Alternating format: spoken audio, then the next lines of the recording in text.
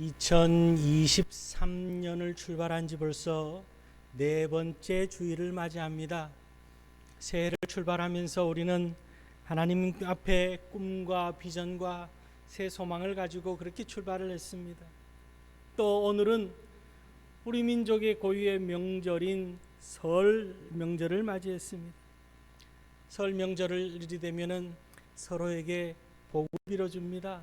새해 복 많이 받으시라고, 올 한 해 복된 삶을 사시라고, 또 스스로도 예전에는 문에다가 붙여놓습니다. 복을 거꾸로 붙이기도 하고 또 가화 만사성 이렇게 붙이기도 하며 올 한 해 가정이 화목하고 하는 일들마다 잘 되기를 그렇게 바랍니다.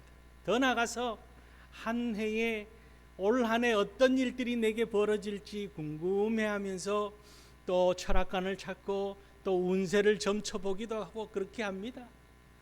여러분, 우리가 운세를 점쳐보고 또 그렇게 들여다본다고 해서 우리가 내일을 그런 식으로 들여다본다고 해서 그대로 되는 게 아닌 줄 우리는 잘 알죠. 그러나 세상의 많은 사람들은 내 인생이, 내 운명이 어떻게 진행될지를 참 다들 내일에 대한 궁금증을 가지고 살아갑니다. 여러분, 우리가 잘 아는 것처럼 내일, 어제를 축복하셨고 오늘을 축복하시며 내일도 복 주시는 분은 우리 하나님밖에 없음을 우리가 너무너무 잘 알기 때문에, 또한 우리의 내일을 다 아시는 분은 하나님밖에 없음을 우리가 알기에 이 세상을 창조하시고 운행하시며 역사의 주관자 되시는 하나님을 믿기에 우리는 지혜롭게 주님 앞에 나와 예배하며 하나님 앞에 경배하며 하나님 앞에 감사하며 살아갑니다. 하나님의 자녀 되어서 하나님의 은혜 가운데 살고 있음을 우리가 더욱더 감사하는 그런 우리들이 될 수 있기를 바랍니다. 어리석은 인생으로, 미련한 인생으로 살지 않게 하여 주시고 택하여 주시고 또한 저 천국까지 주님의 소망 가운데 우리를 이끌어 주심에 감사하며 이 한 해 그렇게 주님 앞에 감사의 감사를 다함으로 은혜의 은혜가 넘치는 그런 행복한 한 해를 살아가는 그런 우리 모든 성도님들, 하나님의 지혜로운 백성들 될 수 있기를 주님의 이름으로 축원합니다. 오늘 말씀을 통해서 우리에게 주시는 것은요, 우리가 하나님 앞에 얼마나 감사해야 되는지를 잘 깨닫게 하는 귀한 말씀입니다. 그 첫 번째는 우리가 무엇보다 하나님 앞에 감사해야 될 것은 일생 우리를 도우시는 분이 우리 하나님이시다, 그렇게 말씀하고 있습니다. 우리가 믿음을 가지고 감사하며 나아가야 되는 이유는 하나님이 우리와 함께 하시기 때문에, 우리를 도우시기 때문에, 우리를 도와주시는 분이 하나님이시기 때문에. 여러분, 우리가 사람이 세상적으로 물질적으로 풍성한 사람, 또한 세상에 권력 있는 사람, 세상에 지식이 풍부한 사람이 나를 도와줘도 우리가 너무나 기쁘고 감사한데 우리를 도우시는 분이 하나님이시라는 거예요. 오늘 시편, 우리가 오늘 우리에게 주신 시편 1절 2절 말씀을 보면은 내가 산을 향하여 눈을 들리라 나의 도움이 어디서 올까? 나의 도움은 천지를 지으신 여호와에게서로다. 오늘 시편 기자는 그렇게 먼저 고백하고 있습니다. 오늘 이 시편은요, 이스라엘 백성들이 절기가 되면은 예루살렘으로 모였습니다. 우리가 명절이 되면은 고향을 찾는 것처럼, 설 명절 때 고향을 찾고 추석 명절 때 고향을 찾는 것처럼 이스라엘 백성들도 큰 절기 때 예루살렘으로 찾아왔습니다. 유월절과 오순절과 초막절이 되면은 그들은 예루살렘으로 모였습니다. 그리고 하나님 앞에 큰 예배를 드리는 그런 절기였죠.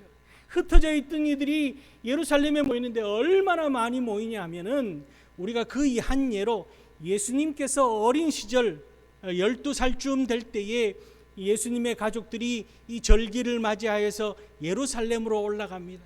그리고는 절기가 끝나고 고향으로 돌아가는데 예수님을 잃어버렸는지를 모를 정도로, 그죠? 누가복음에 그렇게 기록되어져 있죠. 예수님을 잃어버렸는지 모르고 3일이 지나서야 예수님이 없는지를 그 부모가 발견할 만큼 그렇게 사람 인사태가 난다라고 표현할 만큼 사람들이 많이 모이는 것이 이 이스라엘의 절기였습니다.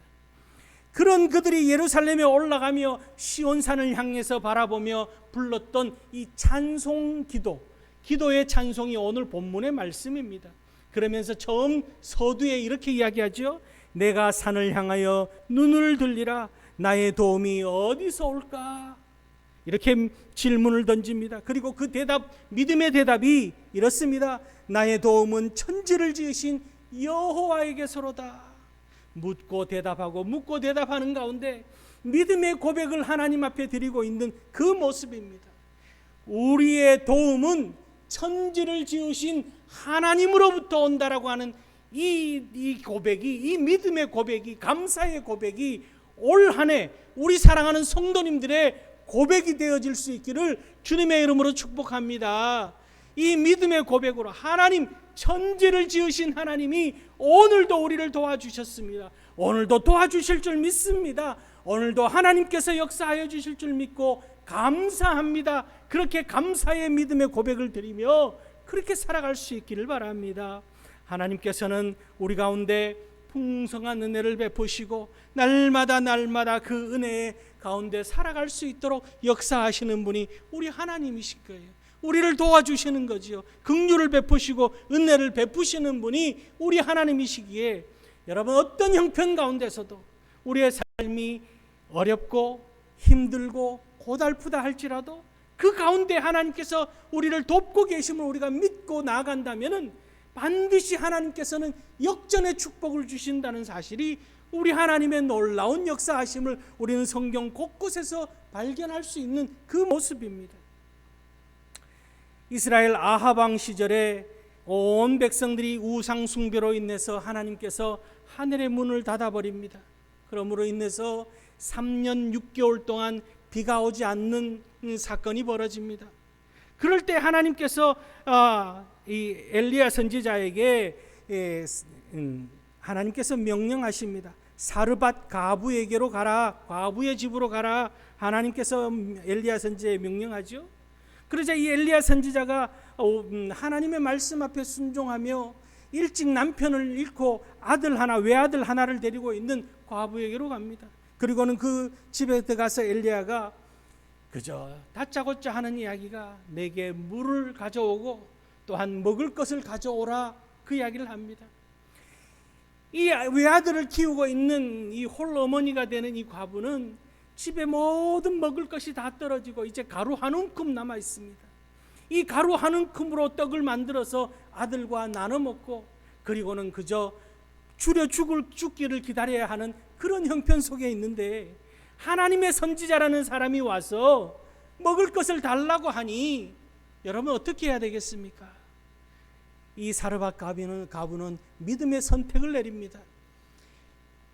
이 선지자의 요구를 거절하느냐, 거절하고 아들과 함께 그저 정말 귀한 이 가루 한 움큼을 사랑하는 아들에게 주느냐, 아니면은 하나님의 선지자의 요구대로 하나님의 선지자에게 줘야 하느냐.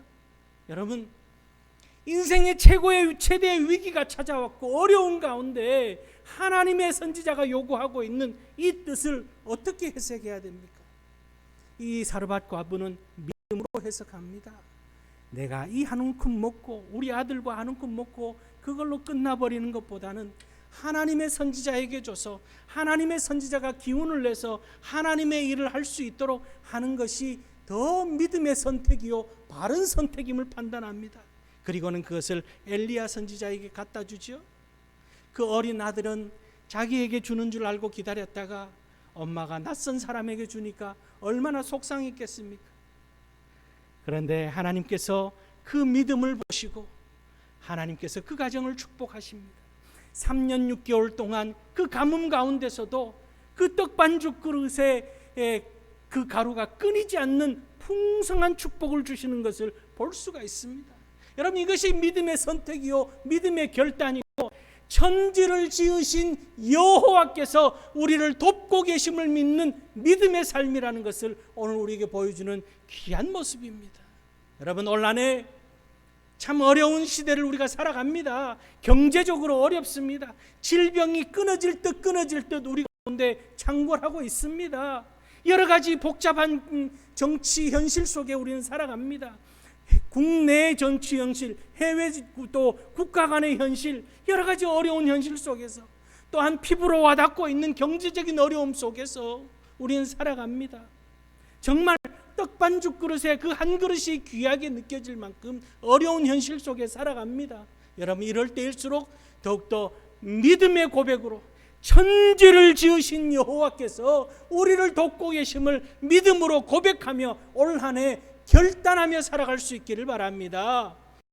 주의를 거룩하게 지킬 것을 결단하며, 하나님의 것을 하나님께 드리기를 결단하며, 하나님 앞에 기도를 결단하며, 하나님 앞에 온전히 우리의 삶을 드리는 결단을 통하여서 하나님께서 떡반죽 그릇에 그릇이 멈추지 않는 축복을 풍성하게 허락하여 주신 그 사르밧 과부처럼 하나님 앞에 믿음의 결단을 통하여서 감사하며 나아감으로 우리의 삶 가운데, 우리의 가정에, 우리의 생업에 하나님의 풍성한 은혜와 축복이 넘치는 복된 한 해를 누리시는 그런 우리 성도님들 다 될 수 있기를 주의 이름으로 축원합니다. 두 번째는요, 하나님께서 우리를 지키시기에 우리는 감사하며 살아야 된다는 거예요. 3절 말씀을 보면은 하나님께서 우리를 어떻게 지키시는지를 먼저 말씀합니다. 여호와께서 너를 실족하지 아니하게 하시며, 하나님께서 우리를 지키시는데 그 지키시는 것이 우리로 하여금 실족하지 않게 지키신다라는 거죠. 이 실족하지 않게 지키신다는 것은 이 명절이 되어서 예루살렘으로 올라가는 그 순례자들이 이 수백 킬로를 걸어서 예루살렘으로 향합니다. 각 지방에 있던 이 유대인들, 또한 전 세계에 흩어져 있던 유대인들이 이 예루살렘으로 모입니다. 예루살렘까지 오는 그 거리가 만만치 않습니다. 낮이고 밤이고 걸어서 예루살렘까지 갑니다. 혹은 추위를 견뎌야 됩니다. 뜨거운 태양볕을 견뎌야 됩니다.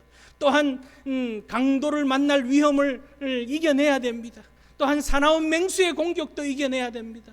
그 여러 가지 어려운 가운데서도 하나님께서 실족하지 않게 지키시는 것이 우리 하나님이심을 고백하고 있습니다. 오늘 우리도 마찬가지입니다. 우리 가운데 찾아오는 죄의 유혹이, 세상을 살아가는 이 세상을 딛고 살아가기에 죄의 유혹이, 세상적인 유혹이 끊임없이 우리를 엄습해 옵니다. 나도 모르는 사이에 그 죄에 물들기도 합니다. 이 정도는 괜찮겠지 하며 타협하기도 합니다. 뒤로 물러서기도 합니다. 이 정도는 내가 눈 감으면 그만이지 하는 마음이 들기도 합니다.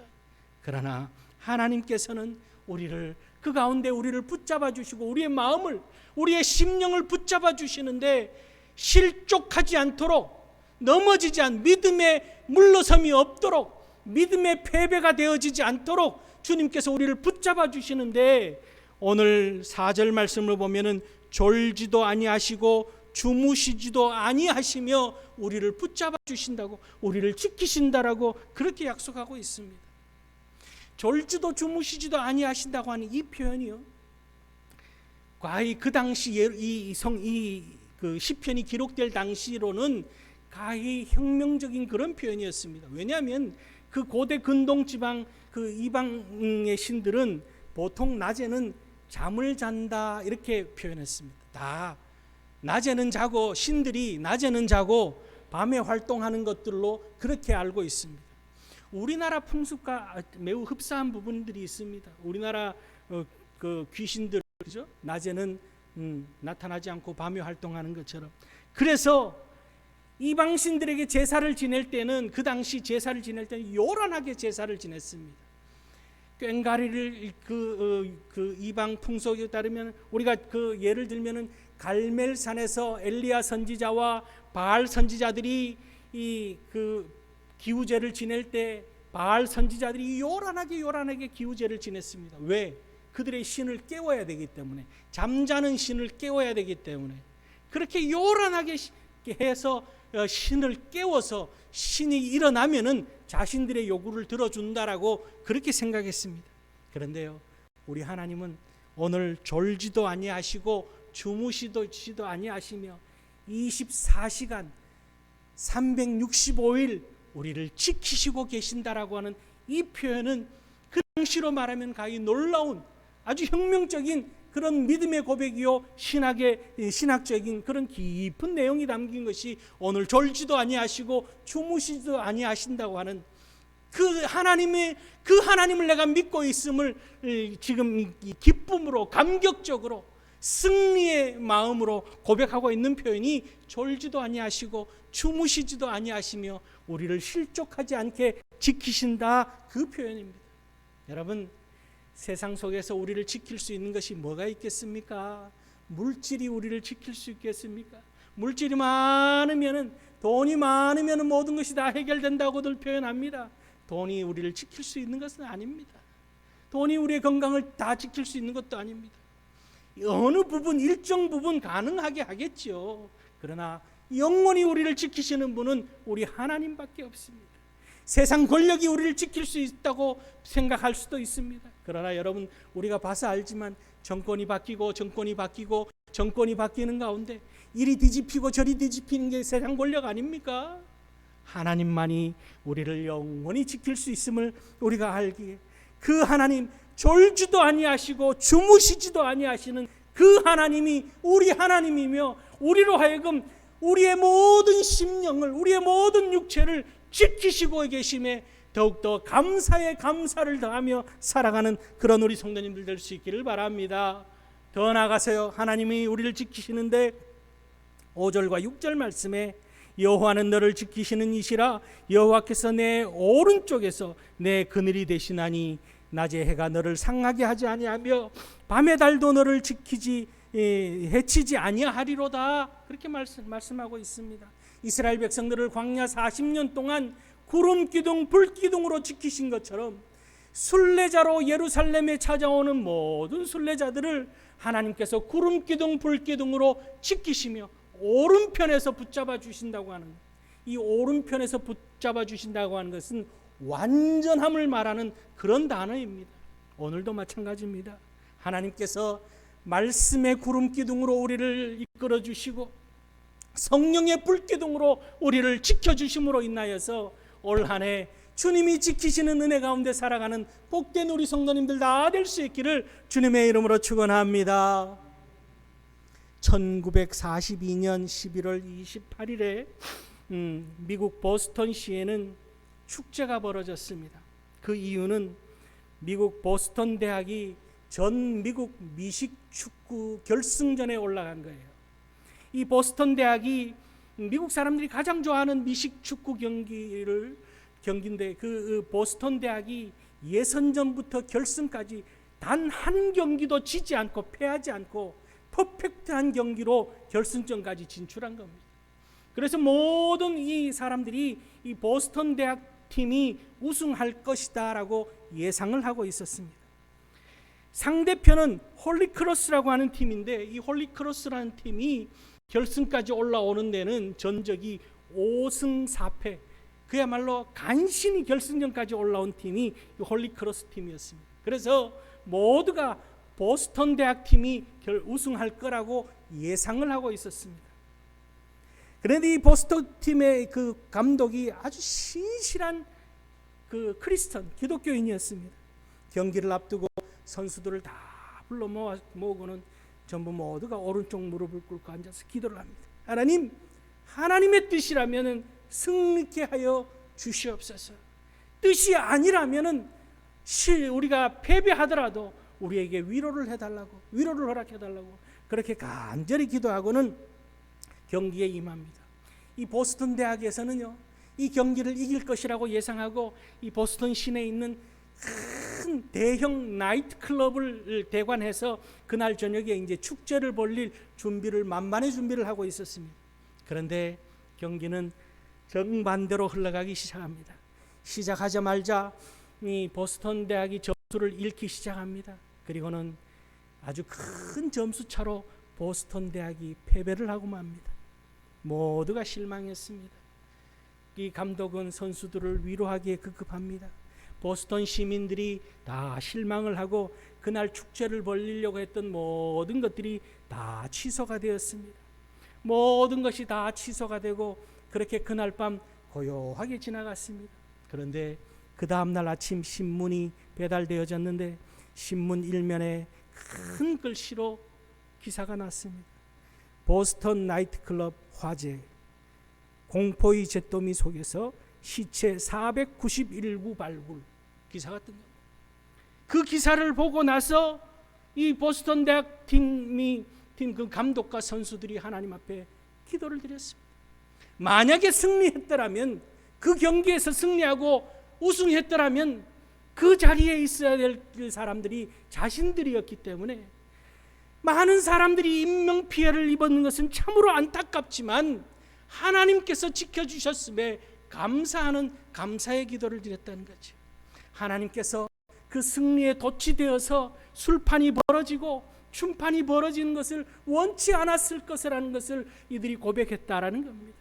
여러분, 때로는 우리의 인생 가운데 때로는 어려움이 찾아옵니다. 실패 같은 일들이 벌어집니다. 또 우리로 하여금 좌절하게 만드는 일들이 있습니다. 그러나 반드시 우리 하나님께서는 합력하여 선을 이루시는 분이 우리 하나님이시라는 거죠. 그러기에 믿음의 삶을 사는 우리들은 실패가 아니고 절망이 아니며 반드시 하나님께서 그 모든 것들을 우리의 인생의 재료로 사용하시고 하나님께서 우리를 지키시는 도구로 사용하시며 선한 역사를 이끄신다는 사실을 기억하고, 우리가 잘 아는 것처럼 요셉이 애굽에 팔려가고 누명을 쓰고 감옥에 간 그 13년이라고 하는 세월이 실패가 아니라 하나님의 훈련의 기회예요. 연단의 기회예요. 높이시는 축복의 기회였음을, 오히려 축복의 지름길이었음을 우리가 잘 알기 때문에 여러분, 올 한 해를 살아가면서 크고 작은 어려움이 찾아온다고 해서 절망하거나 좌절하거나 낙심하거나 포기하거나 원망하거나 뒤로 물러서는 것이 아니라 반드시 하나님께서는 이 모든 것까지도 재료로 사용하여 주셔서 우리를 축복의 길로 하나님의 은혜의 역사로 이끄신다는 사실을 기억하고 더욱더 믿음으로 감사하며 나아갈 수 있는 그런 우리 성도님들 다 될 수 있기를 주님의 이름으로 축원합니다. 마지막으로요, 우리가 감사에 감사를 더해야 할 것은 영원히 하나님께서 우리와 함께 하신다라는 거예요. 세상에 우리가 살아가면서 참 어려운 일들이 많습니다. 문제가 많습니다. 힘든 일들도 많습니다.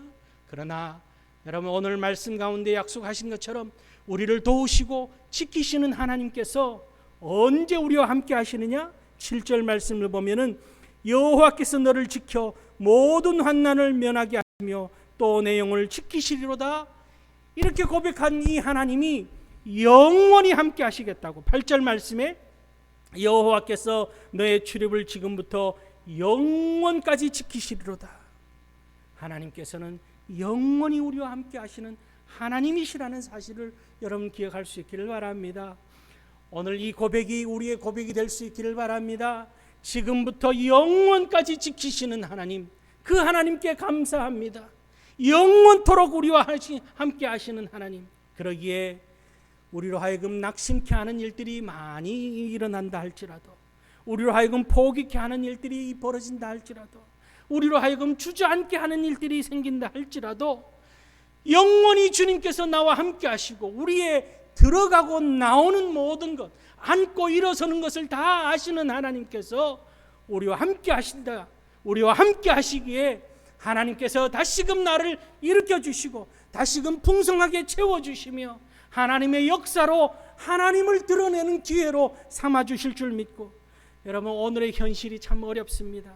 경제적으로 참 어렵습니다. 참 많은 손해가 벌어집니다. 많은 일들이 벌어지고 있습니다.